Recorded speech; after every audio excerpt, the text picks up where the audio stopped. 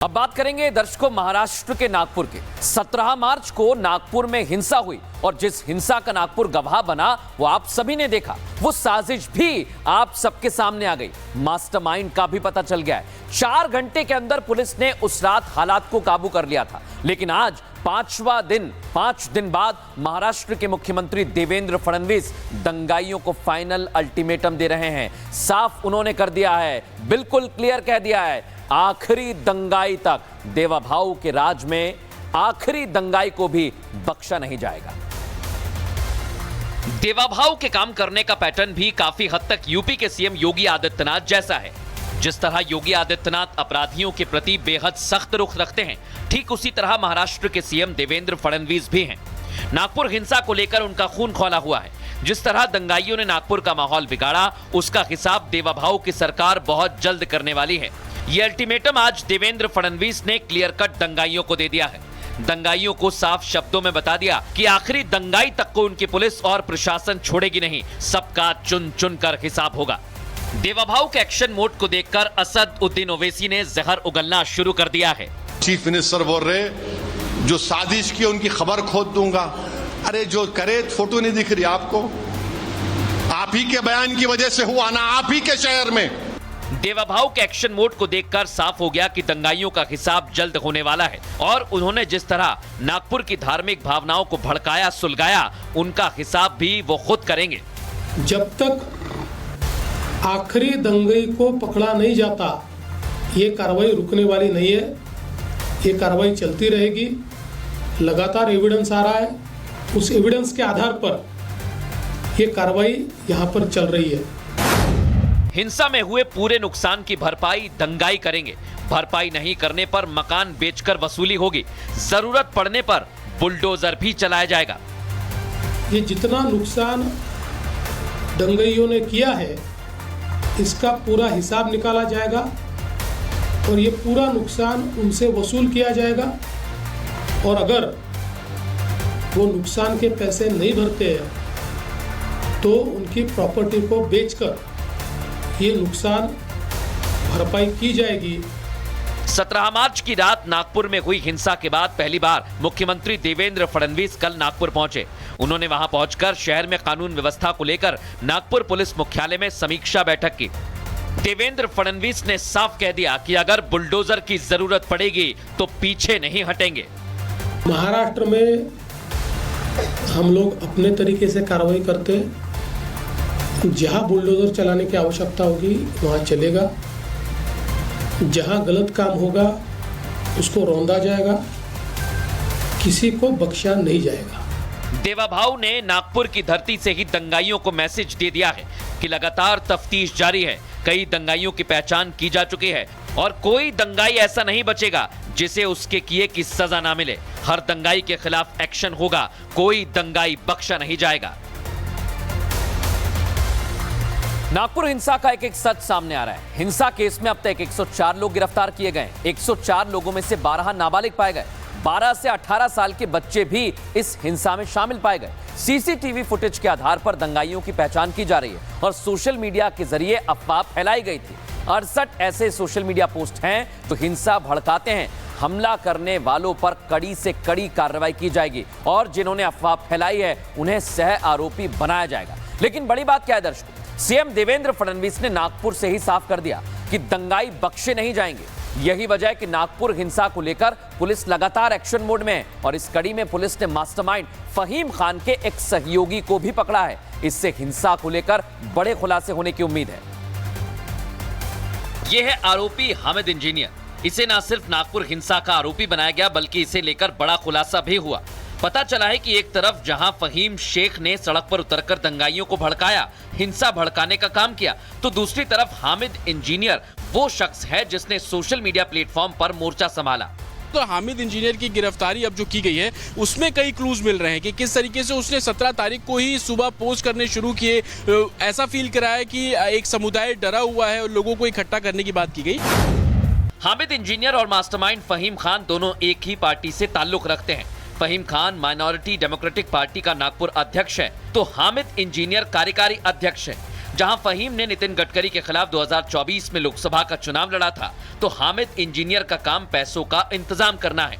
Hamid engineer इस लिहाज से भी महत्वपूर्ण है कि पैसों का अरेंज वो इस पार्टी के लिए करता था, किन लोगों के संपर्क में था और जिस तरीके से तमाम वीडियो फ्लोट किए गए उसमें बैकअप किस तरीके से था, टूल किट क्या इस्तेमाल की जा रही थी, कैसे वीडियो बनाए जा रहे थे, उसके बाद किन किन पेज पे सर्कुलेट किया जा रहा था, ये तमाम ऐसे सवाल है जो कि अभी जांच का विषय बने हुए हैं। इसलिए आशंका जताई जा रही है कि नागपुर हिंसा के लिए भी फंडिंग हामिद इंजीनियर ने ही की होगी। इस एंगल पर अब पुलिस जांच कर रही है। माइनॉरिटी डेमोक्रेटिक पार्टी, इसके लिए फंड का जो अरेंज करने का काम था वो हामिद इंजीनियर का ही था। 17 तारीख से सुबह से वो लोगों को बरगलाने की कोशिश करता है और पुलिस का साफ तौर पर कहना है कि फहीम खान वो शख्स है जिसने लोगों को उकसाया हिंसा करने के लिए, लोगों को उकसाया आगजनी करने के लिए। हामिद इंजीनियर को पुलिस गिरफ्तार कर चुकी है और जिस इलाके से उसे गिरफ्तार किया गया वो बेहद संवेदनशील इलाका है। वहां अभी भी कर्फ्यू लगा हुआ है क्योंकि ये वही इलाका है जहां गाड़ियों को बड़ी मात्रा में नुकसान पहुंचाया गया। शिवाजी चौक से ज्यादा दूरी पर ना होने के कारण भीड़ को उस तरफ जाने के लिए उकसाया गया। शिवाजी चौक की बात करें तो मोमिनपुर इलाके से शिवाजी चौक तकरीबन 1 से 1.5 किलोमीटर की दूरी पर है। तो आप इस तरीके से समझिए कि कैसे लोगों को मोबिलाइज किया गया, शिवाजी जो चौक है वहां पर पहुंचने के लिए प्रेरित किया गया, उनको एनकरेज किया गया और उसके बाद से ही पूरी हिंसा जो है वो भड़काई गई। फिलहाल नागपुर के संवेदनशील इलाकों में अभी भी सन्नाटा पसरा है। पुलिस लगातार अलर्ट मोड पर है। हिंसा के बाद इस वक्त नागपुर में क्या माहौल है, जरा ये तस्वीरें भी देख लीजिए। सन्नाटा, हर ओर सन्नाटा पसरा हुआ है क्योंकि कर्फ्यू यहाँ पर लागू है। हालात को कंट्रोल करने के लिए पुलिस प्रशासन की ओर से अभी कर्फ्यू पूरी तरीके से जहां जहां हिंसा भड़की थी वहां पर अभी 8 थाना क्षेत्र में लागू है। लेकिन नुकसान का मुआवजा भी मिलेगा दर्शकों। हिंसा में एक घर और 62 गाड़ियों को नुकसान पहुंचा है। नागपुर हिंसा में नुकसान के लिए मुआवजे का भी ऐलान कर दिया गया है। नुकसान का पंचनामा कर मुआवजा देने की प्रक्रिया शुरू की जाएगी और पूरी तरह से खत्म गाड़ियों को 50,000 रुपए मिलेंगे। कम नुकसान वाली गाड़ियों को 10,000 का मुआवजा दिया जाएगा।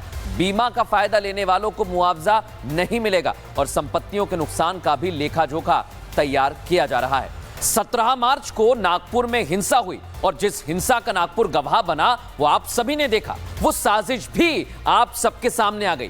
मास्टरमाइंड का भी पता चल गया है। 4 घंटे के अंदर पुलिस ने उस रात हालात को काबू कर लिया था। लेकिन आज 5 दिन बाद महाराष्ट्र के मुख्यमंत्री देवेंद्र फडणवीस दंगाइयों को फाइनल अल्टीमेटम दे रहे हैं। साफ उन्होंने कर दिया है, बिल्कुल क्लियर कह दिया है, आखिरी दंगाई तक देवाभाऊ के राज में आखिरी दंगाई को भी बख्शा नहीं जाएगा। देवाभाऊ के काम करने का पैटर्न भी काफी हद तक यूपी के सीएम योगी आदित्यनाथ जैसा है। जिस तरह योगी आदित्यनाथ अपराधियों के प्रति बेहद सख्त रुख रखते हैं, ठीक उसी तरह महाराष्ट्र के सीएम देवेंद्र फडणवीस भी हैं। नागपुर हिंसा को लेकर उनका खून खौला हुआ है। जिस तरह दंगाइयों ने नागपुर का माहौल बिगाड़ा, उसका हिसाब देवाभाऊ की सरकार बहुत जल्द करने वाली है। यह अल्टीमेटम आज देवेंद्र फडणवीस ने क्लियर कट दंगाइयों को दे दिया है। दंगाइयों को साफ शब्दों में बता दिया कि आखिरी दंगाई तक को उनकी पुलिस और प्रशासन छोड़ेगी नहीं, सबका चुन चुन कर हिसाब होगा। देवाभाऊ के एक्शन मोड को देखकर असद उद्दीन ओवैसी ने जहर उगलना शुरू कर दिया है। चीफ मिनिस्टर बोल रहे जो साजिश की उनकी खबर खोद दूंगा। अरे जो करे फोटो नहीं दिख रही आपको? आप ही के बयान की वजह से हुआ ना, आप ही के शहर में। देवाभाऊ के एक्शन मोड को देखकर साफ हो गया कि दंगाइयों का हिसाब जल्द होने वाला है और उन्होंने जिस तरह नागपुर की धार्मिक भावनाओं को भड़काया सुलगाया, उनका हिसाब भी वो खुद करेंगे। जब तक आखिरी दंगई को पकड़ा नहीं जाता, ये कार्रवाई रुकने वाली नहीं है। ये कार्रवाई चलती रहेगी। लगातार एविडेंस आ रहा है, उस एविडेंस के आधार पर ये कार्रवाई यहाँ पर चल रही है। हिंसा में हुए पूरे नुकसान की भरपाई दंगाई करेंगे। भरपाई नहीं करने पर मकान बेचकर वसूली होगी। जरूरत पड़ने पर बुलडोजर भी चलाया जाएगा। ये जितना नुकसान दंगाइयों ने किया है, इसका पूरा हिसाब निकाला जाएगा और ये पूरा नुकसान उनसे वसूल किया जाएगा। और अगर वो नुकसान के पैसे नहीं भरते हैं तो उनकी प्रॉपर्टी को बेचकर ये नुकसान भरपाई की जाएगी। 17 मार्च की रात नागपुर में हुई हिंसा के बाद पहली बार मुख्यमंत्री देवेंद्र फडणवीस कल नागपुर पहुंचे। उन्होंने वहां पहुंचकर शहर में कानून व्यवस्था को लेकर नागपुर पुलिस मुख्यालय में समीक्षा बैठक की। देवेंद्र फडणवीस ने साफ कह दिया कि अगर बुलडोजर की जरूरत पड़ेगी तो पीछे नहीं हटेंगे। महाराष्ट्र में हम लोग अपने तरीके से कार्रवाई करते हैं। जहां बुलडोजर चलाने की आवश्यकता होगी वहां चलेगा, जहां गलत काम होगा उसको रौंदा जाएगा, किसी को बख्शा नहीं जाएगा। देवाभाऊ ने नागपुर की धरती से ही दंगाइयों को मैसेज दे दिया है कि लगातार तफ्तीश जारी है। कई दंगाइयों की पहचान की जा चुकी है और कोई दंगाई ऐसा नहीं बचेगा जिसे उसके किए की सजा ना मिले। हर दंगाई के खिलाफ एक्शन होगा, कोई दंगाई बख्शा नहीं जाएगा। नागपुर हिंसा का एक सच सामने आ रहा है। हिंसा केस में अब तक 104 लोग गिरफ्तार किए गए। 104 लोगों में से 12 नाबालिग पाए गए। 12 से 18 साल के बच्चे भी इस हिंसा में शामिल पाए गए। सीसीटीवी फुटेज के आधार पर दंगाइयों की पहचान की जा रही है और सोशल मीडिया के जरिए अफवाह फैलाई गई थी। 68 ऐसे सोशल मीडिया पोस्ट हैं तो हिंसा भड़काते हैं। हमला करने वालों पर कड़ी से कड़ी कार्रवाई की जाएगी और जिन्होंने अफवाह फैलाई है उन्हें सह आरोपी बनाया जाएगा। लेकिन बड़ी बात क्या है दर्शकों, सीएम देवेंद्र फडणवीस ने नागपुर से ही साफ कर दिया कि दंगाई बख्शे नहीं जाएंगे। यही वजह है कि नागपुर हिंसा को लेकर पुलिस लगातार एक्शन मोड में है और इस कड़ी में पुलिस ने मास्टरमाइंड फहीम खान के एक सहयोगी को भी पकड़ा है। इससे हिंसा को लेकर बड़े खुलासे होने की उम्मीद है। यह है आरोपी हामिद इंजीनियर। इसे न सिर्फ नागपुर हिंसा का आरोपी बनाया गया बल्कि इसे लेकर बड़ा खुलासा भी हुआ। पता चला है कि एक तरफ जहां फहीम शेख ने सड़क पर उतरकर दंगाइयों को भड़काया, हिंसा भड़काने का काम किया, तो दूसरी तरफ हामिद इंजीनियर वो शख्स है जिसने सोशल मीडिया प्लेटफॉर्म पर मोर्चा संभाला। तो हामिद इंजीनियर की गिरफ्तारी अब जो की गई है उसमें कई क्लूज मिल रहे हैं कि किस तरीके से उसने 17 तारीख को ही सुबह पोस्ट करने शुरू किए। ऐसा फील करा है कि एक समुदाय डरा हुआ है और लोगों को इकट्ठा करने की बात की गई। हामिद इंजीनियर और मास्टरमाइंड फहीम खान दोनों एक ही पार्टी से ताल्लुक रखते हैं। Faheem Khan Minority Democratic Party का नागपुर अध्यक्ष है तो हामिद इंजीनियर कार्यकारी अध्यक्ष है। जहां फहीम ने नितिन गडकरी के खिलाफ 2024 में लोकसभा का चुनाव लड़ा था तो हामिद इंजीनियर का काम पैसों का इंतजाम करना है। हामिद इंजीनियर इस लिहाज से भी महत्वपूर्ण है कि पैसों का अरेंज वो इस पार्टी के लिए करता था, किन लोगों के संपर्क में था और जिस तरीके से तमाम वीडियो फ्लोट किए गए उसमें बैकअप किस तरीके से था, टूल किट क्या इस्तेमाल की जा रही थी, कैसे वीडियो बनाए जा रहे थे, उसके बाद किन किन पेज पे सर्कुलेट किया जा रहा था। ये तमाम ऐसे सवाल है जो कि अभी जांच का विषय बने हुए हैं। इसलिए आशंका जताई जा रही है कि नागपुर हिंसा के लिए भी फंडिंग हामिद इंजीनियर ने ही की होगी। इस एंगल पर अब पुलिस जांच कर रही है।